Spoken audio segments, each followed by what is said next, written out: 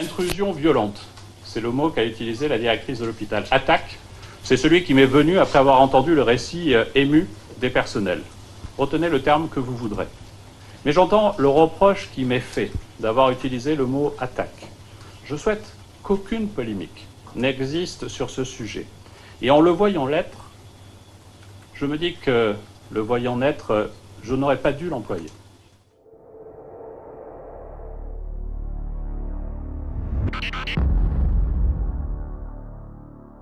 Je crois savoir que le ministre de l'Intérieur a corrigé son propos. Il a sans doute eu raison de le faire en choisissant le terme qu'il a utilisé. Et je n'ai pas d'autres commentaires à faire, sinon qu'il a évidemment, et comme depuis le début, toute ma confiance. On a fait depuis quelques jours le procès médiatique du ministre de l'Intérieur parce qu'il n'avait pas utilisé le bon mot pour qualifier des gens qui s'étaient introduits dans un hôpital. Intrusion violente, terme utilisé par la directrice, est en effet mieux adapté et semble confirmé d'ailleurs par les vidéos qui sont apparues depuis. C'était extrêmement court mais extrêmement surprenant aussi. Court, c'est-à-dire?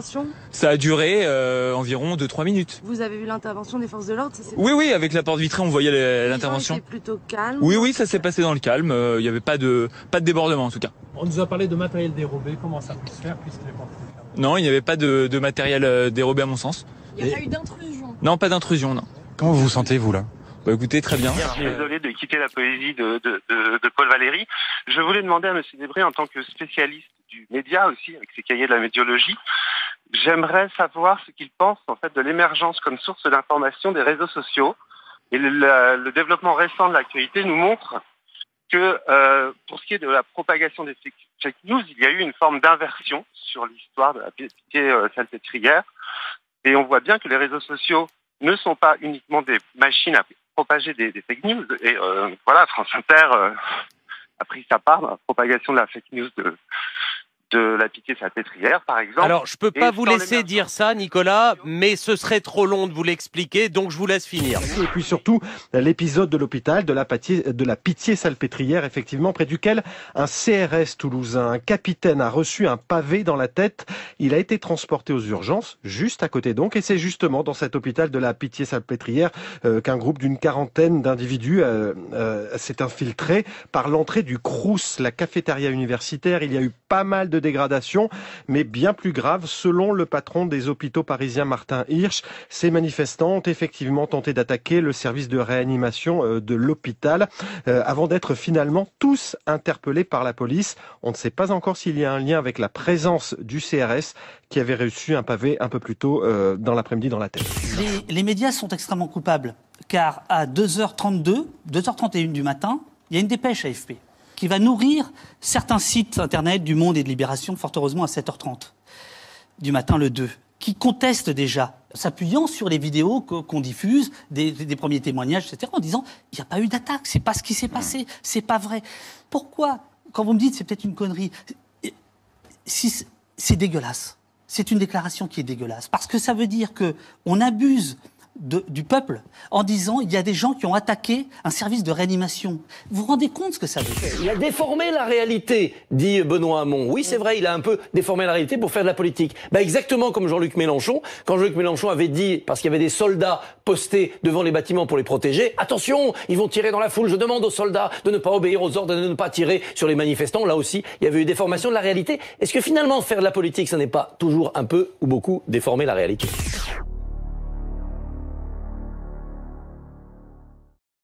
Donc on comprend que le terrain en France n'est pas très amical avec vous. Vous avez un gouvernement et un porte-parole, spokesman, qui dit que vous êtes exclu de la salle de l'Élysée parce que vous faites de la propagande. C'est ça l'accusation. Et puis, vous recevez des menaces de mort. Alors, moi j'ai envie de vous poser la question. Elle est un peu brutale, mais je vais vous la poser gentiment. Vous n'avez pas l'impression que vous êtes en train de récolter ce que vous avez semé? Même en tenue de sport et en vacances, il se prête au jeu des photos. Après avoir suivi depuis l'Élysée la 23e journée de mobilisation des Gilets jaunes, le président de la République s'offre un peu de repos. L'occasion pour certains habitants de le croiser. And what is amazing about your question in the beginning is that you said, do you think you deserve to have death threats because of the things that you distribute? I think what really bothers you and many other journalists is that RT is giving the floor and the voice to people who actually come out and protest and you know. Oh yeah, you give the voice to Mr. Drouet and he says, oh, how nice Russia Today is. As well.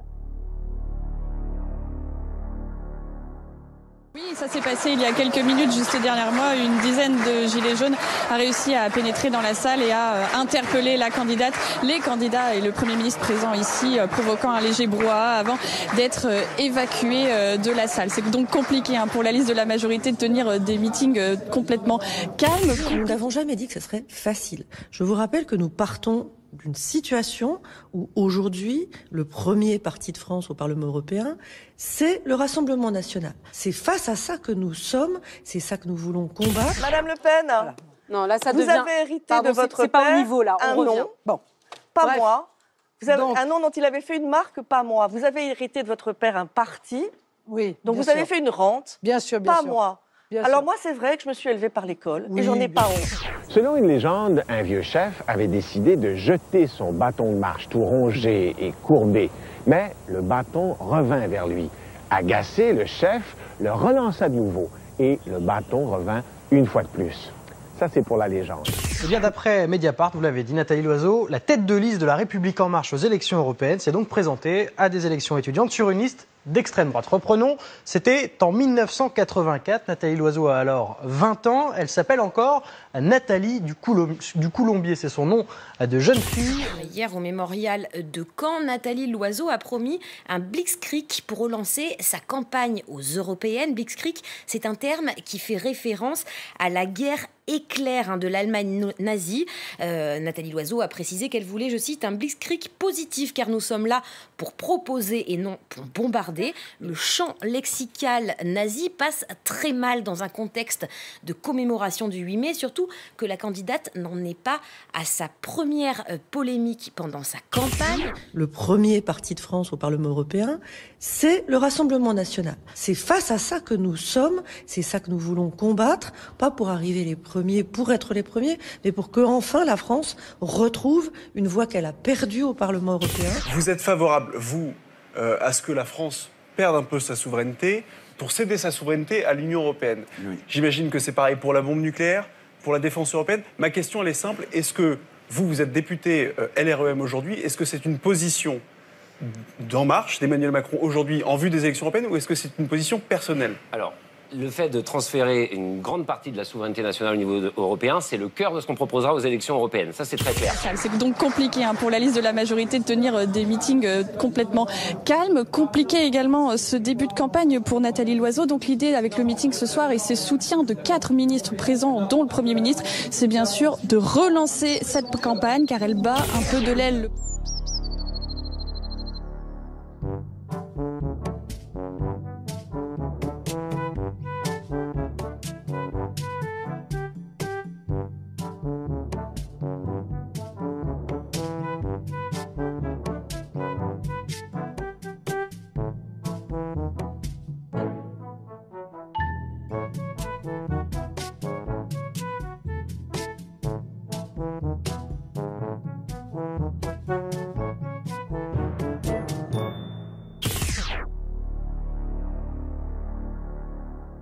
Voici les projets les plus fous. Que la lumière soit de Christophe Pinguet, un faisceau lumineux pour faire revivre Notre-Dame. Votre avis autour de la table.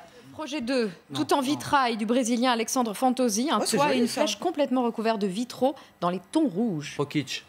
Projet 3, une serre au-dessus de Paris pour la réinsertion professionnelle signée du studio NAB. Ça sert à rien. On se croirait chez Truffaut.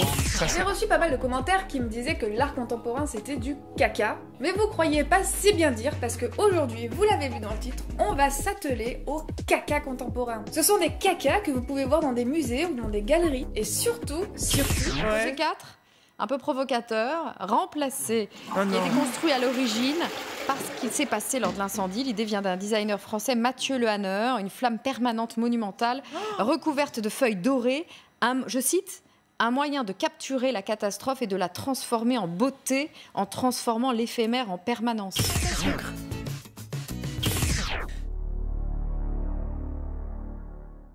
Bonsoir Camille. Bonsoir David, bonsoir à tous. Alors ce livre... Les uns, les autres, ça donne la couleur, David. Et la principale haine, c'est celle dans le livre qui oppose Nicolas Sarkozy à son Premier ministre d'alors, François Fillon. Oui, tout à fait, l'histoire d'une humiliation à Matignon.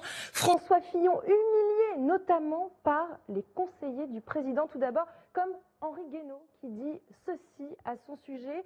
Tout l'humilie, les gens qui ne sont pas... Reste la question de ses motivations. Oui, alors elles sont assez floues. On sait qu'il s'est présenté à la police hier comme le bras armé des Gilets jaunes à Toulouse et il a filmé une partie de sa prise d'otage. Hier, il était équipé d'une caméra qu'il portait sur son torse et dans cette vidéo qu'il a mise sur les réseaux sociaux, il dit qu'il fait partie d'une milice armée qui a pour vocation de rétablir une forme d'ordre social, de lutter...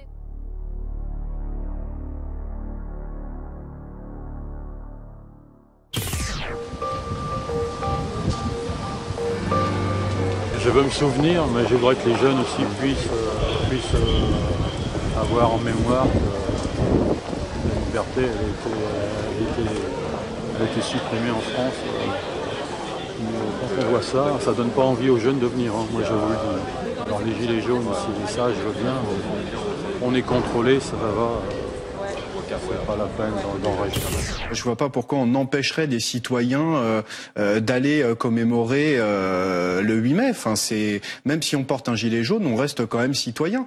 Donc, je comprends pas qu'on puisse interdire à des gens de commémorer. Donc encore une fois, porter un gilet, je pense pas que ça soit non autorisé dans la loi. C'est peut-être un signe distinctif, mais ça s'arrête là. Donc on peut même dire que c'est de la discrimination envers ça.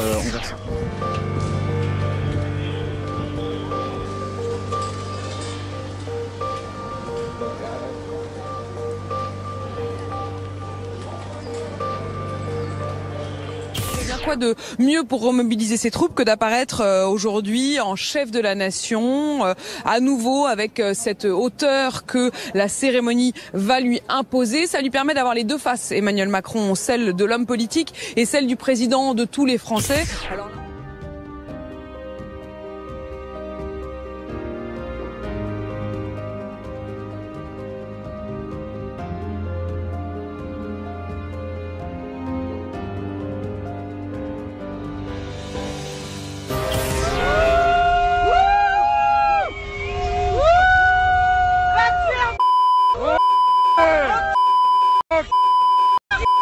Ce film est déconseillé au moins de...